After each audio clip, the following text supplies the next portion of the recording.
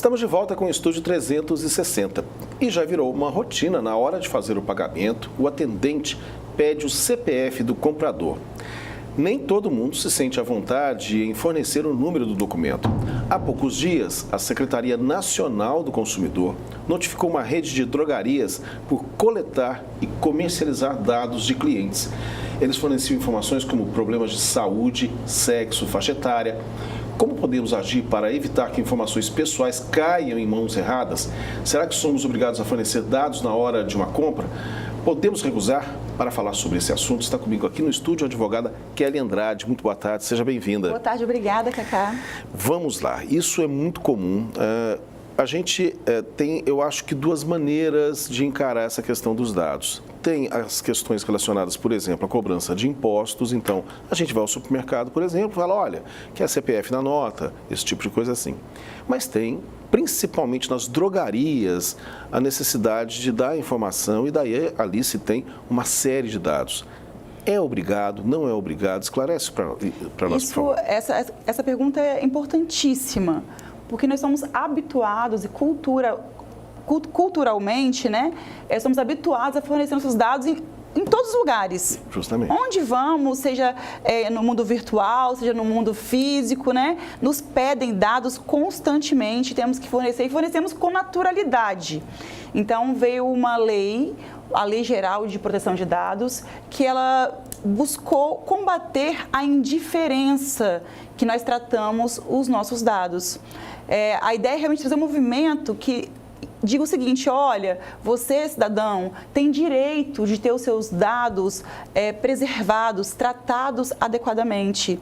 Não trate com naturalidade fazerem cartão e conta bancária em seu nome, direcionarem propaganda para você de acordo com seus dados, que foi o caso da drogaria, né? Os consumidores forneciam informações lá sensíveis, segundo a Lei Geral de Proteção de Dados, que são informações sobre a saúde da pessoa, né?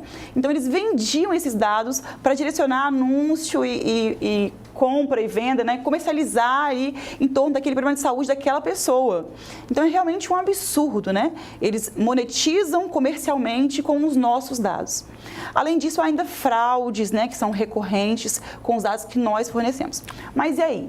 Eu posso recusar fornecer os meus dados? A lei diz que sim, que é um direito do cidadão ele recusar dar o consentimento para tratar os dados.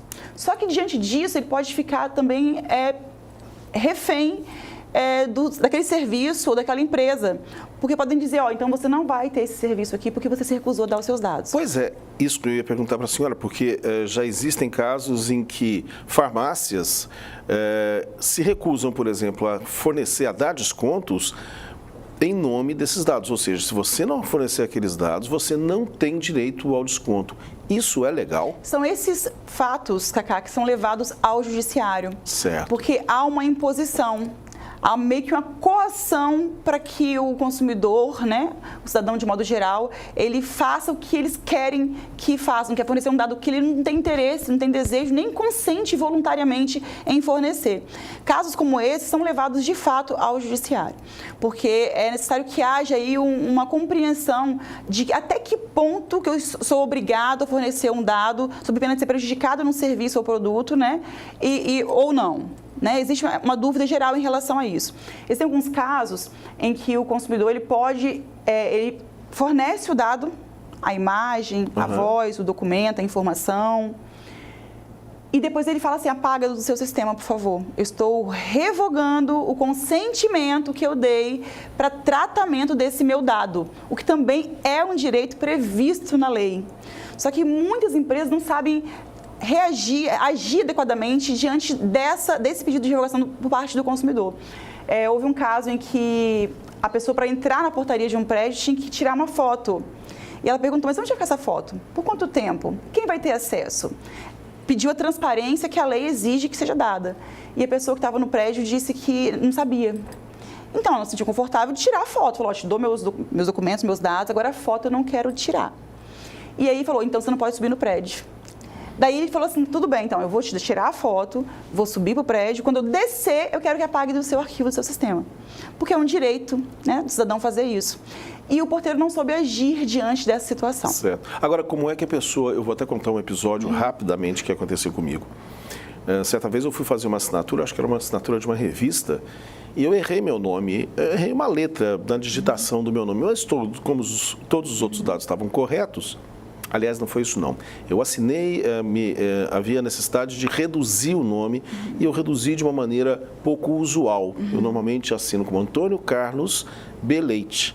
E naquele dia eu inverti, eu coloquei Antônio C. Batista Leite, que é o meu sobrenome. Tempos depois eu recebi uma encomenda ou algo assim, quer dizer, um tipo de venda que estavam tentando me fazer com essa assinatura, ou seja, era claro que aquele dado específico tinha sido repassado por aquela revista. Queria perguntar para a senhora o seguinte, nesse caso, como é que a pessoa fica sabendo que o dado dela ou os dados dela foram comercializados por alguém?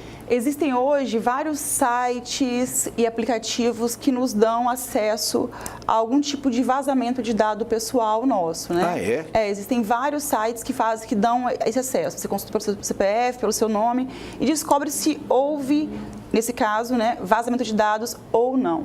No seu caso, especificamente, há uma questão aí que não há dúvida. Você só forneceu essa abreviação de sobrenome para essa empresa específica. Justamente. Se outra tratou com esse nome é porque houve sim um vazamento, né? Existe aí um indício de prova de que de fato houve um vazamento.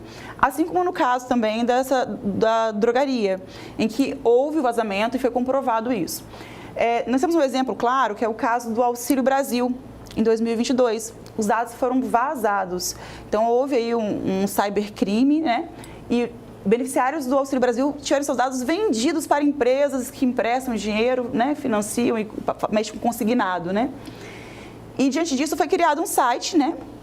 Específico, sigilo.org, em que as pessoas descobrem se seu dado foi vazado ou não, em razão do Auxílio Brasil. E já há uma decisão de São Paulo, do juiz, que diz que aqueles que foram vítimas de vazamento de dados referente ao Auxílio Brasil terão R$15 mil de danos morais de indenização. Por parte do governo. Isso é importante colocar, governo e Caixa Econômica. Por quê? Porque nós temos a ideia de que os nossos dados têm que ser preservados somente por empresas privadas. Mas os entes públicos também são responsáveis por poder preservar nossos dados e seguir a LGPD. Ok, muito obrigado, doutora. Eu agradeço. O Estúdio 360 desta quarta-feira fica por aqui, mas à noite nós temos um novo encontro, às 10 para 7. Até lá. Tchau, gente.